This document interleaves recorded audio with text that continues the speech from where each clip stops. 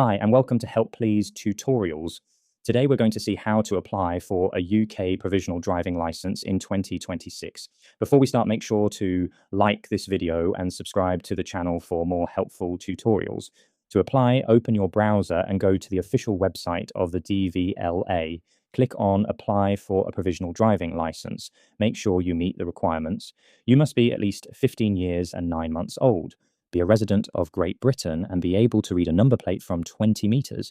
You'll also need a UK passport or identity documents if you don't have one, plus your national insurance number if you know it. Sign in using your gov.uk details or create an account if needed. Fill in your personal information, including your address and identity details. Upload a digital photo if requested, or follow the instructions for photo verification. Review your information carefully, then pay the application fee online. Once submitted, you'll receive confirmation by email. And that's it. If this video helped you, make sure to like, subscribe, and turn on notifications for more easy tutorials.